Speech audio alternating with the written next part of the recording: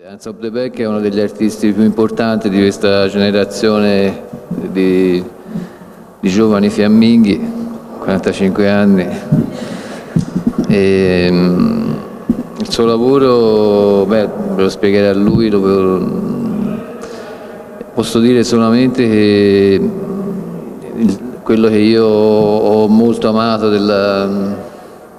e che amo ancora di quello che fa Hans è questa atmosfera sempre un po' sospesa e mi parla molto di quello che è la cultura occidentale nelle sue espressioni più importanti, che vengono dalla storia dell'arte e che continua appunto nel suo lavoro. È un artista che io sento molto e che sono felice di presentarvi stasera, sebbene molto brevemente, anche perché non ero preparato per farlo. E niente, noi abbiamo qui uno stand in cui potete vedere alcuni dei suoi lavori fotografici, ma quello che volevo precisare è che il suo lavoro è molto più ampio di questo.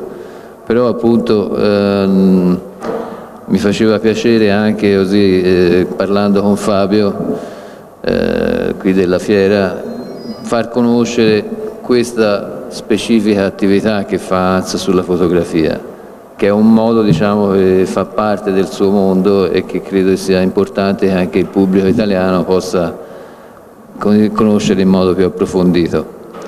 Quindi vi ringrazio di essere qua, lascio la parola ad Hans che meglio di me vi racconta che cosa sta facendo. Grazie.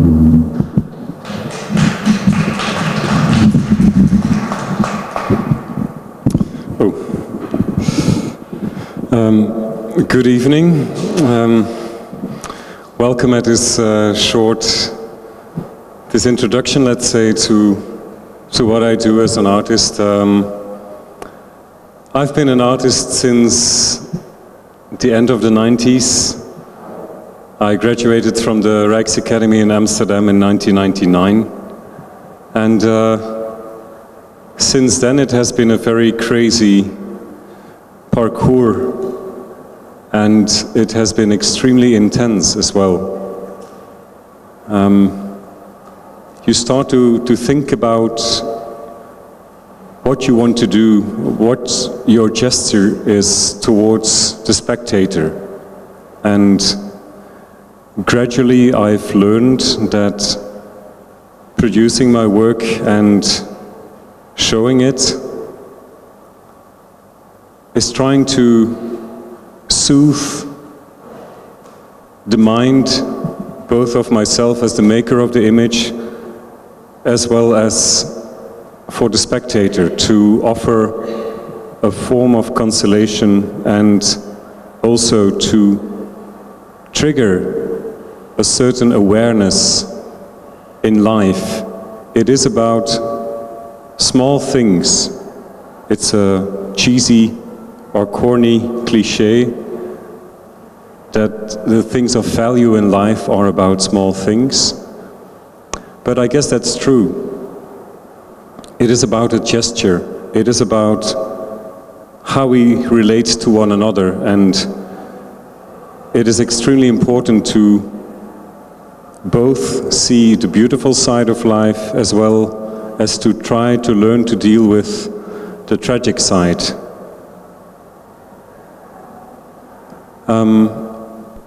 I hope to offer an image that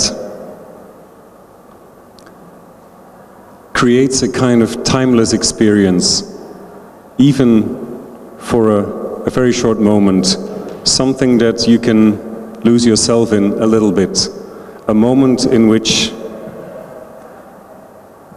you yourself as a personality, as a social person, as the father of, the sister of, the brother of, the son of, that this awareness of identity is not the main thing at that point. It is about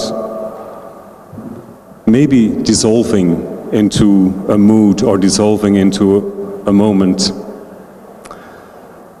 What I'm showing here is my building. It's a studio building, just to give you an impression of where it all happens. It's my place, it's the safe harbor where things are created, things get defined, and where I'm collaborating with a team of 5 assistants. The first assistant I employed since, he works for me since 10 years, and so we've come a long way all together. And so also my studio became a kind of family. Everybody's related and we know each other very thoroughly. And there's a social aspect about that as well. It's the fact that you share the moment of creating with others. I'm not an artist collective in the sense that I take the full responsibility of the authorship of my work, because I think that's a very clear situation or a very clear position that you then take. Because if I produce a work which is a failure, then I can only blame myself. I cannot say someone else did it. So it's a clear and honest situation that I really like. I'm going to show you a work that some documentation of a work that I produced in 1998 when I was still a student in Amsterdam. And this work has been a key work in my artistic research, because it is very much about nothing. It is about a non-event. And I was a teacher at an academy in Munich 1.5 years ago. And there was a student who came up to me and he said, "Hans, I'm desperate because I don't have any inspiration. I don't know what to make. I don't have a subject to work on." And I said, "Don't worry, you don't need a subject." And he was surprised. And it is because it is all about the perfect balance between form and content. But the content itself doesn't have to be spectacular, or it does not even have to be a subject. It's like the Mona Lisa, you know? If you have to write down what the Mona Lisa is about, it is, to go short, it's just a woman looking at you. That's standing there, so this drawing kind of explains how the work is constructed. As a spectator, you walk through a door and you find yourself in a small, obscure space. In this space, there is a tabletop model, une maquette. This model is something I put together, I handcrafted together, and it looks like this. So when you're in this space, it's very dark. It's as if you find yourself at 2 o'clock in the morning on the road. Maybe you had too much to drink, I don't know, but you're just waiting in front of the red lights. There's no reason whatsoever to do so, but you do so because you're conditioned to do so. If you stop in front of the red light during the day, you don't think about it. Because when a space which is tamed and structured for activity is in function, when it is in use, when it is functioning for what it's made for, it becomes transparent. It dissolves into its filled-in functionality. But at night, when all the activity is gone and you're the only protagonist in a deserted scene, all of a sudden the world appears as an empty film set, and you find yourself as the only protagonist. And all of a sudden you start to question how we grid and pattern, how we tame and structure our surroundings in order to feel safe, in order to find something which is reassuring. But of course, when everybody's gone and you find the world as an empty film set, things look different. The world appears as an inert collection or a monstrous still life of objects. And this is what I like to ask attention for in this piece. When you enter the space, you find yourself just with those traffic lights. And the only thing happening is the traffic lights that are changing the rhythm. So it's something silly, it's something ridiculous to a certain extent, because I invite you to look at a non-event, and on top it's a fake non-event. It's not a real landscape, it's a depiction of a landscape. If someone from Mars would look at us observing such an art piece, they would go like, "Are you crazy? you're looking at a fake crossroads and you're taking it serious. Well, that's what we do as art lovers. We take something fake serious and we give value to it. And I consider this gesture from the spectator towards the image as something very important. The fact that you take something which is not functional in the literal sense of the word, that you take it serious and that you find something in there that triggers you. With this work, I'm not offering a specific story, but I rather give a set in which a story can happen. It could be the root or the beginning of a possible story. Something could take place or just has taken place. And to me, as a beginning artist, it was very consoling to notice that a lot of people spend a long time with the work.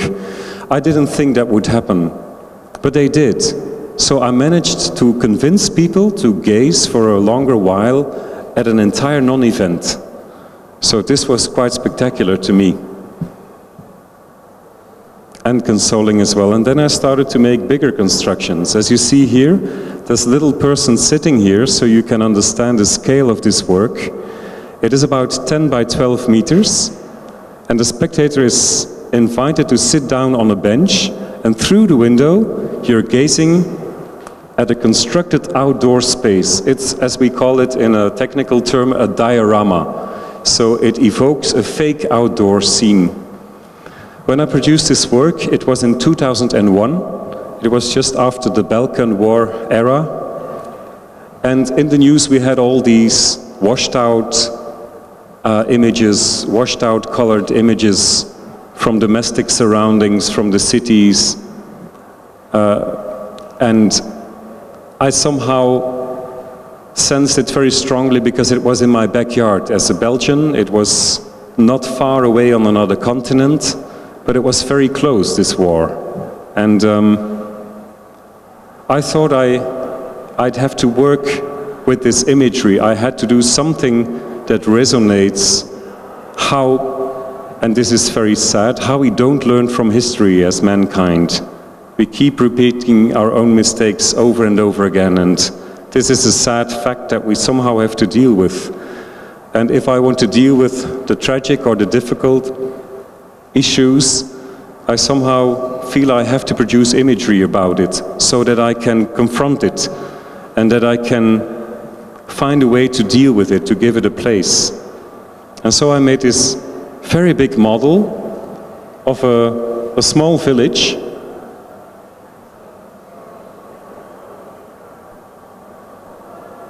And so the only thing happening here is the small fountain in the middle of the crossroads, which is still stubbornly and optimistically pumping up water, but all the rest of the scene is deserted. And what I tried to do in this work is, I thought, okay, Hans, from now on you're an architect in the 50s, and you're commissioned by a city to develop a garden village for young families to move there. So what I started with when I made this installation was to make a perfect house. I made a perfect 50s house in a kind of clumsy style, with 2 rooms for the kids, 2 staircases, 2 bathrooms, toilets, a nice garden which is fenced off with concrete slabs and all that. So I did an effort to imagine that I was someone else in another period of time, and that I was commissioned to make this, to develop or to conceive this small utopia. So I created this small utopia, and I first made a perfect little village on scale. It was pretty big. It was like 10 by 12 meters. And at that time I didn't employ assistants yet, so I was working like crazy to get us finished. And it was a very intense production. And at a certain point I arrived to having this big model of a perfect little village. And then I started to ruin my own buildings. It was like a kind of perverse gesture almost, like to ruin the perfect houses and to turn them into ruins. Highway that you see there, it really looks as if it was really deep, as if it has a lot of profundity, if it's really kilometers of depth. So I realized this by using a trompe-l'œil perspective. The first street light here is 4 meters of height, and the last street light is only 10 centimeters. The road narrows down towards the horizon, and the whole construction is made in a slant of 9 degrees. So if you sit in front of these 20 meters of sculpture, it really gives a sensation as if you were staring at an infinite landscape at night. And the only light in the installation is the typical orange sodium light that we have on the Belgian highways. This work is not composed of ready-made objects. All the objects are handcrafted. The tables, the seats, the counter, the landscape, the street lights. And this, in my sculpture work, is important, the gesture to sculpt, to treat, to handcraft the objects, so you can really give an interpretation to the objects. You can narrow down the information.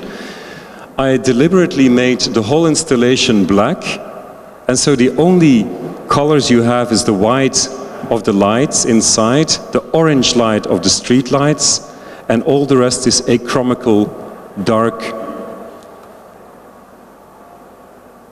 And this is how it finally looks like now in Japan. I had to make the final and definite version of the installation. So there's something, again, very absurd about this construction. It's non-functional, it's ridiculous to a certain extent, because why would you bother to look at a fake highway? There's not a single car driving past. It is non-functional in all means. So the invitation is towards a kind of mental moment. It is about this moment of reflection that I try to stage a context for. Flipping through some images of other installations that all have to do with how we stage life, how we create objects to entertain ourselves. These are sculptures that I made. This sculpture will be shown at the Sammlung Goetz in Munich. In a couple of weeks I have the opening there. This is the entrance of a small fictional cruise liner, and this is very much the case of my work, that everything I do is a form of fiction. It's not a fantasy genre, it's not a strange world with strange creatures or strange things that we cannot recognize, but it's something that is being offered as a kind of parallel world that resonates the world as we know it. And as is the case in many shopping malls and supermarkets, there's a lot of children rides, you know, those coin-operated amusement constructions that we invent for our kids. And there's something very sad about these objects, you know, like all my kids have been seated in such a car or such a helicopter, but if you look at it from a reflective distance, there's something quite sad about these constructions, because they only very passively shake back and forth, you know. You put a kid in and then it goes like that, you know. That's all that happens. So if you look at a kid being seated in such a little toy car from a certain distance, there's something quite sad about this action to do this. A life-sized installation. This is a black and white snowed under park, so you can literally walk down the path and you can walk around the closed down merry-go-round.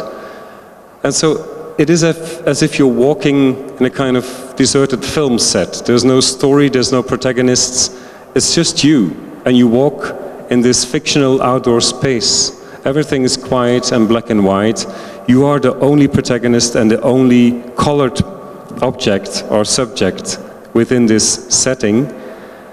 And this installation is combined with a soundscape that comes from the closed down merry-go-round over there. This installation has been quite fascinating to show because the reactions of the people are quite amazing at times. For example, when I showed this installation in 2005 in Hanover, there were some people that told me it was very nice I switched off the heating. Sculpted the merry-go-round is a sculpture. We sculpted the crown at the studio and the swing and all the objects in this installation. Then I'm showing you some video stills of a film I made, which is called All Together Now. It's a slightly ironic title. It's like when the DJ at a party says, okay, all together now, so we all have to join in. And this film is called All Together Now, and it is about people gathered at a table. So the camera pans along 3 enormously long tables, and in the film you're observing these companies that are joining a meal together. There is no story, but you understand who is the eternal bachelor, you understand who doesn't like the food, you understand who is gossiping about who. So there's all kinds of little stories going on between all the characters that you see in the film. So this is the eternal bachelor who doesn't get married. These are the twins that don't like the food. There's already something wrong between the bride and the groom. The father of the bride is drunk and he wants to speak, but his wife says, no, you're not speaking, you're drunk, just shut up. So there's all kinds of little gestures, and through the little gestures, the choreography of very banal gestures, you understand what's going on between these people. So this is a marriage table.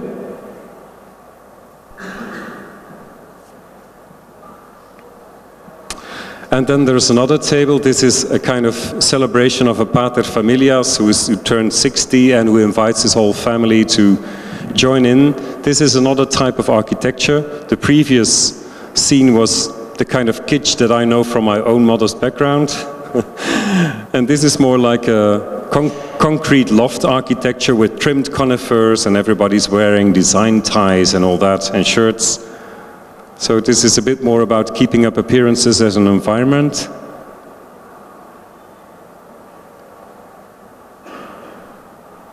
And then the last scene in this film that we are witnessing as a spectator is a coffee and pie meal after a funeral. It's a typical ritual in Flanders, where I come from, the Dutch-speaking part of Belgium. So after a funeral, we gather together and we have pie, fruit pie or rice pie and things like that, and we drink bad coffee. So also for my own dad, when he passed away, I had to organize this. So I organized this typical Flemish coffee and pie meal.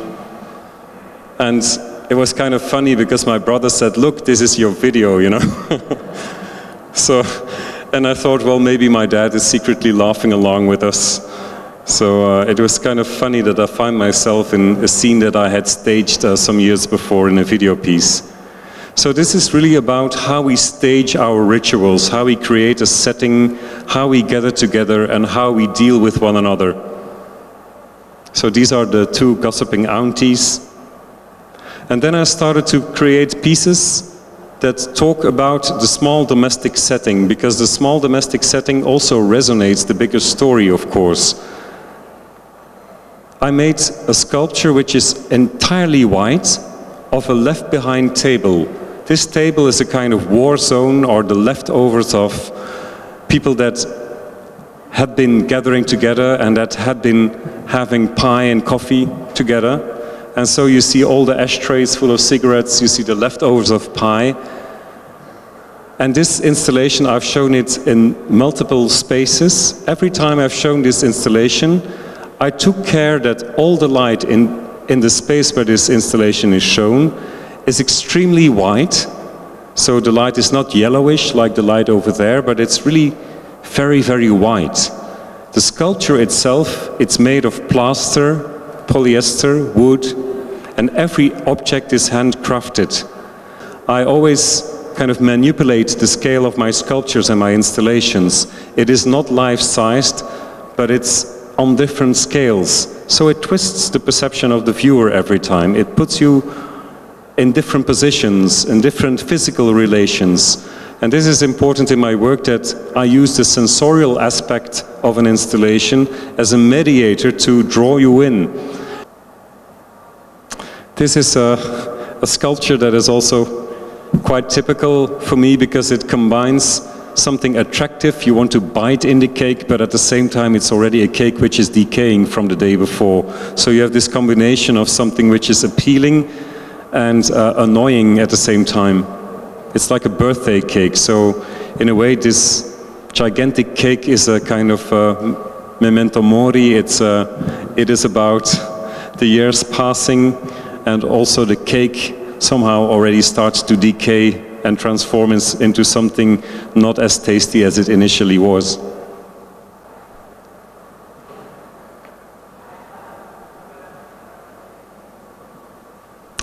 And then at a certain point I found myself in the hospital. I had a hernia in my back. And then I started to think about the hospital as one of the very sceneries that we reconstruct as human beings. A hospital is, of course, the concentration spot of a lot of important events in our lives.